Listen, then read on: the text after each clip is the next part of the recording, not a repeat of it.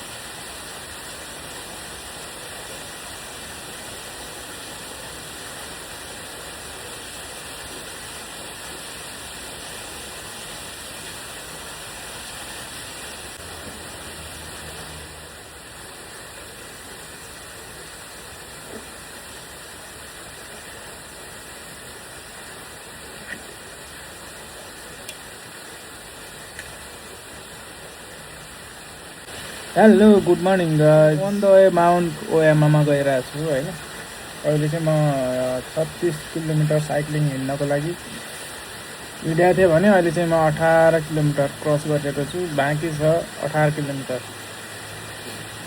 किलोमिटरको लागि चाहिँ एकदम उकालो लागिरहेको छ अहिले चाहिँ म यहाँ बिचमा रेस्ट गरिरहेको छु हैन यहाँ बसिरहेको छु यहाँको भ्यू चाहिँ अहिले के छ भने एउटा मास्टर लिइरहेको छु मैले चाहिँ त्यहाँबाट पछाडिको यो भ्यू हो एकदम चिले प्रकृतिसँगको यो मजा आहा बयानै गर्न नसकिने है एकदम फन भइरहेको छ एक्लै छु तर भाइब चाहिँ चिल छ होइन म यहाँबाट लाग्छु मास्टर पनि पिएर सकेँ मैले यहाँको भ्यूमा देखाउँछु त्यहाँ सानो सहरा जीवारा सरसन नजारा छ होइन this is my first time सानोतिनो भयो नि माउन्ट चढ्दैछु होइन अहिले चाहिँ यहाँबाट 15 मिटरको डिस्टेन्समा म केबल कार चढ्दैछु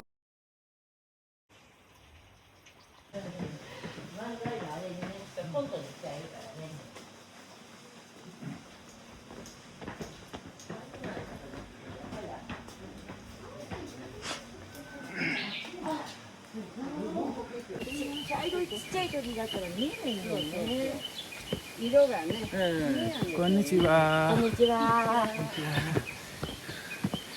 यहाँबाट चाहिँ जुलाई 11 1965 बाट ओपनिङ भएको रहेछ बदलको पनि डर रहेछ अलिकति है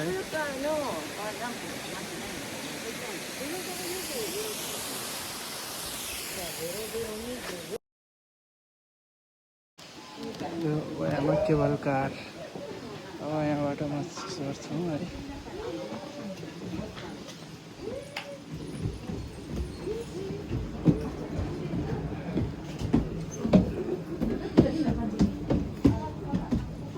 लास्टतिर जानु पर्यो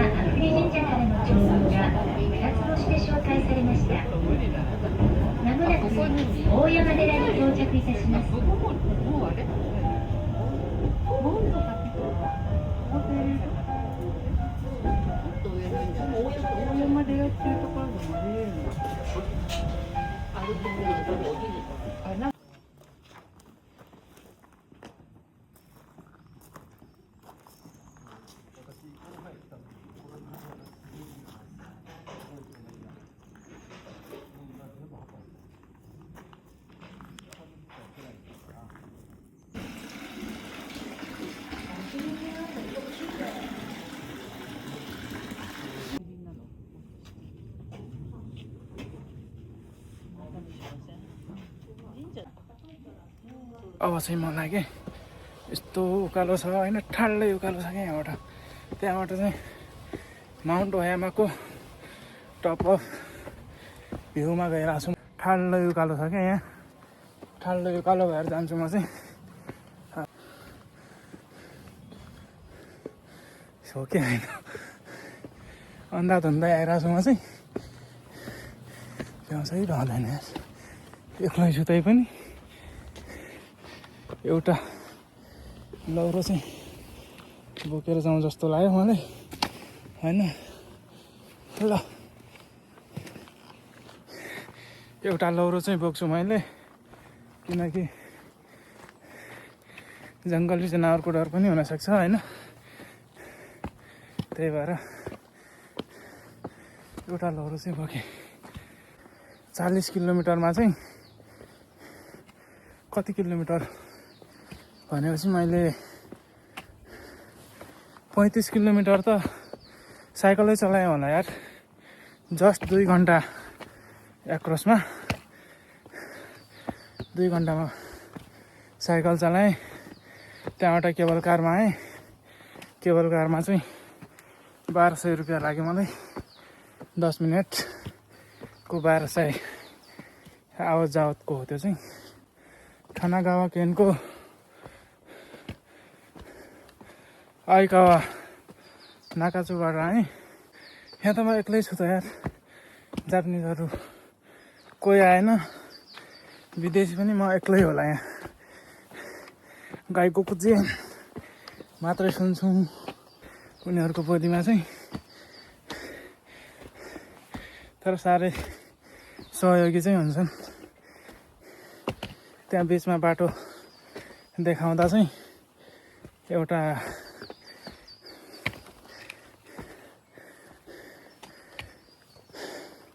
एउटा सेक्युरिटीले चाहिँ मलाई बाटो देखाउन चाहिँ लगभग 1 किलोमिटर जति हाउसिङ क्षेत्र थियो होला। मेबी सेक्युरिटीको हिसाबले other the kind of help. ल म चाहिँ अहिले आधी बाटोसम्म चाहिँ आइपुगेँ होइन। म एक्लै हुन्छु भनेर डरले र केही आफ्नो सुरक्षाको लागि लौरो बोकेको थिएँ। बिचमा निहन्जिनहरू पनि भेटाएँ, मतलब जापानिजहरू नि। 3 जना 4 जना भेटाएँ। 4 जनालाई उछिन्दै म अगाडि बढिसकेको छु। फेरि रफ्तारमा हिँडिरहेको छु म पनि होइन।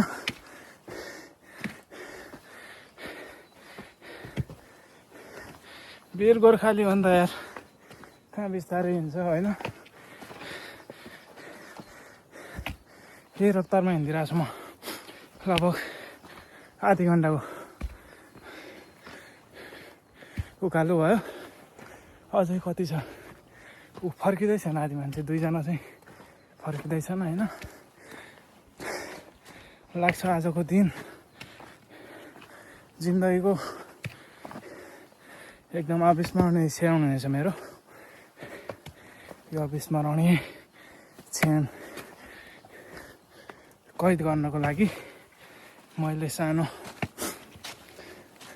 भिडियो बनाउने प्रयत्न गरेँ है।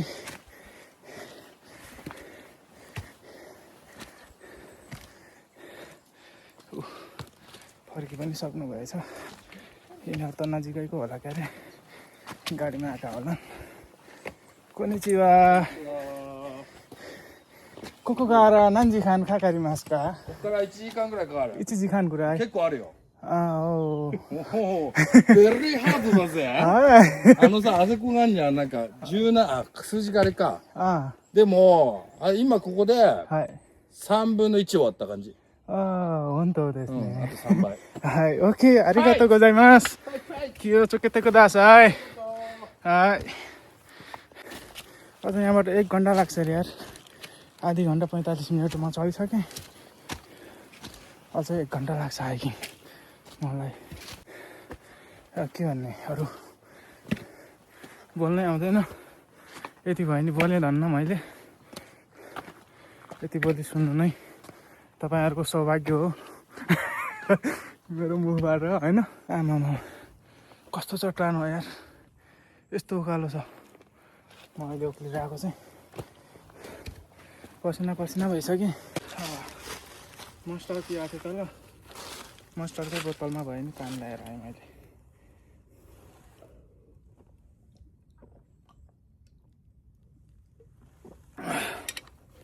धेरै पानी नपिउँ र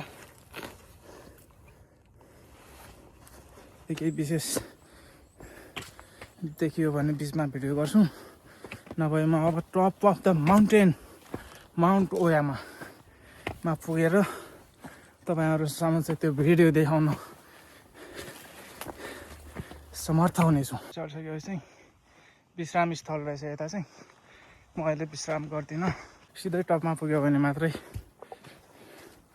विश्राम गर्छु मैले। कोनिचिवा।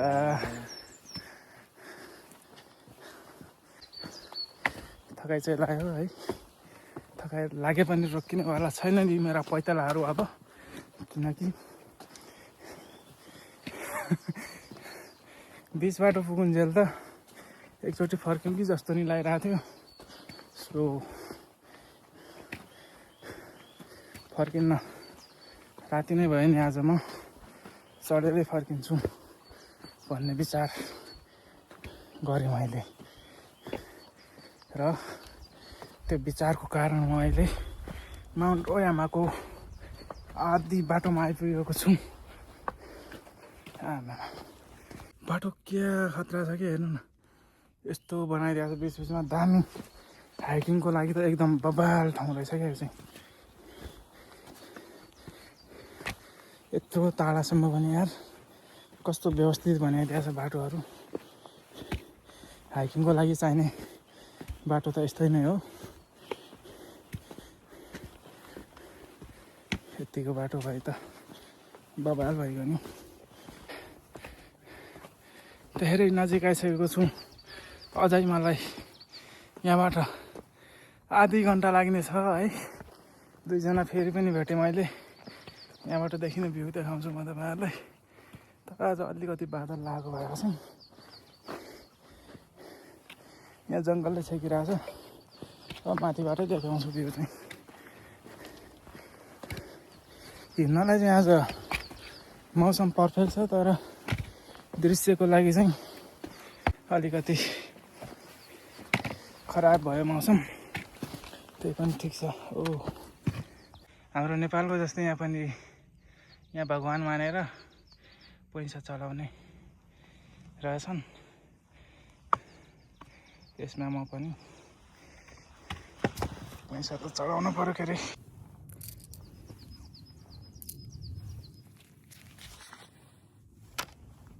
यति गरेँ मेरो यात्रा सफल होला नि।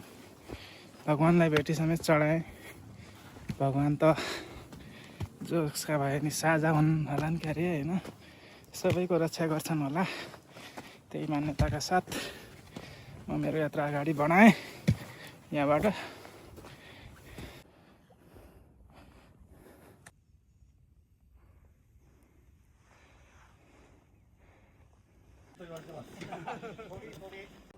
फाइनली म यताको माउन्ट ओयामा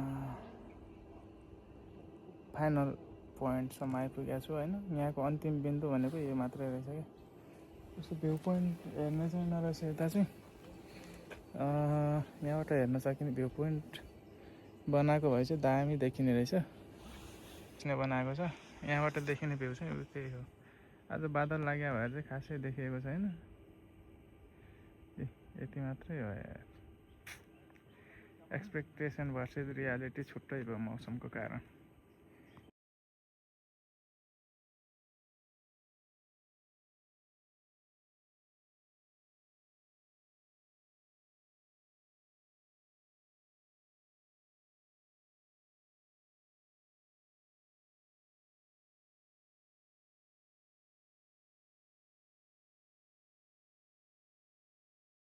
म अब चाहिँ यहाँबाट फर्किन लाग्यो। यहाँको अन्तिम भ्यू भनेको यही छ होइन। यहाँबाट देखिने चाहिँ त्यही माथिबाट देखिसक्यो क्या अरे। आज बादल लागेको भएर चाहिँ खासै भ्यू चाहिँ नदेखिया रहेछ है। के गर्नु, ठिक छ, यसैमा चित्त बुझाएँ मैले। यहाँबाट फर्किन्छु म। यहाँबाट चाहिँ यो बाटो गयो भने चाहिँ अब लोकन रेस मतलब भ्यू टावर रहेछ सानोतिनो होइन। यहाँबाट गयो चाहिँ सिमोसा सिरिन र केबल कार रहेछ। त्यहाँ केबल कार र सिमोसा सिरिन त हेरिसकेँ मैले। अब यहाँ जान्छु म भ्यू पोइन्टमा चाहिँ। यहाँबाट let's go.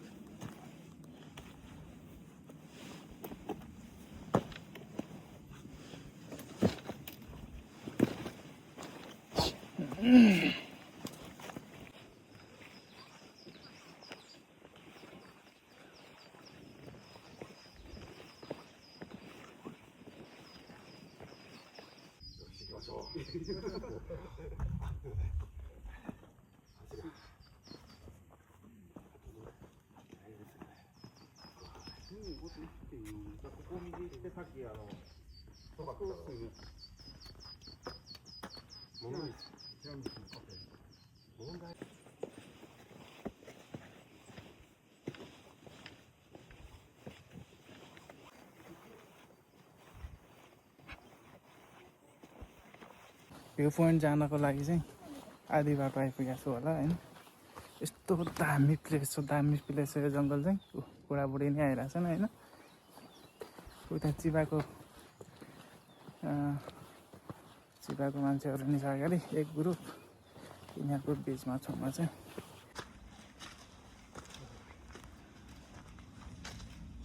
That's amazing. Safety space. स्याउला तलाएर नचिप्लिउँ भन्नको लागि यस्तो जाली लगाइदिएको छ यता।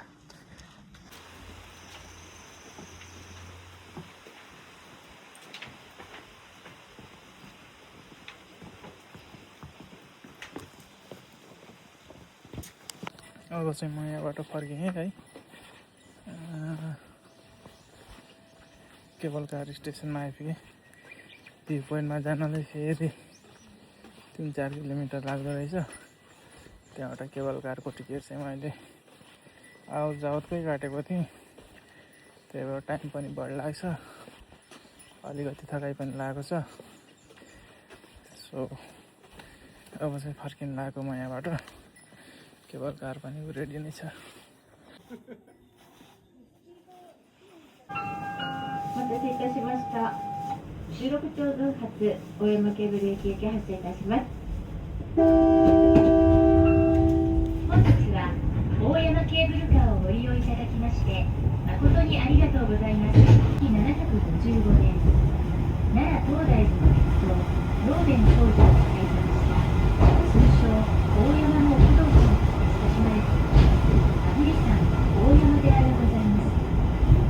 この大山不動産は成田不動産、高畑不動産とともに関東三大不動に数えられ、南陽商人によって全国珍しい鉄で鋳造された本尊創業王および清高童子、本柄童子の二堂地蔵は国の重要文化財に指定されています。まもなく大山寺駅に到着いたします。お出口は左側です。お降りの際、お足元にご注意ください。大山寺駅は上りと下りのホームが1回ごとに入れ替わりますので、ご乗車の際ご注意ください。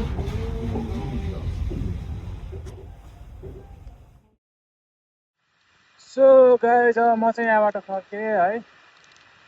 5 मिनट माथिबाट फर्केको। अब त यहाँबाट सिधै ओह्रालो छ क्या अरे। नन स्टप हाल्छु यहाँबाट।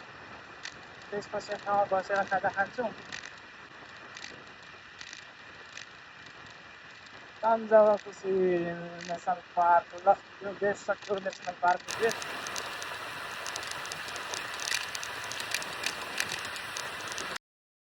त्यसमा चाहिँ 2जना बुढाबुढी भेटाएको थिएँ होइन। अब तिनीहरूको बारेमा चाहिँ अलिक वर्णन गरौँ न। सँगै आए आधी बाटो चाहिँ माथिबाट झर्दा राम्रो लाग्यो। बुढाबुढीहरू चाहिँ उता ओसाकाबाट आएका रहेछन्।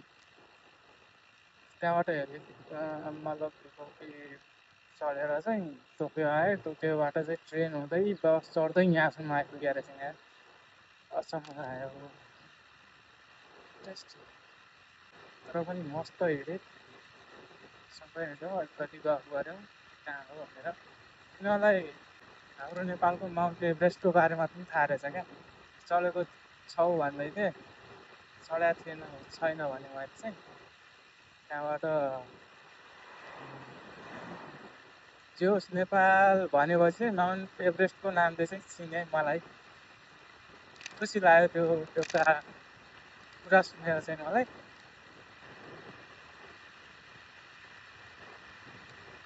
एउटा इन्ट्रेस्टिङ रिजन नाइस खुसी लाग्छ यस्तो ठुलो देशले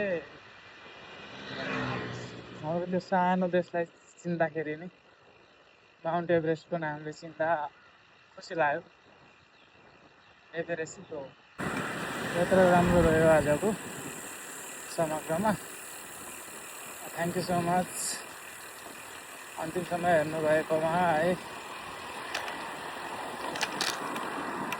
सकिन्छ भने यसो लाइक कमेन्ट सेयर पनि गरिदिनु होला हस् त धन्यवाद bye bye good night guys thank you for watching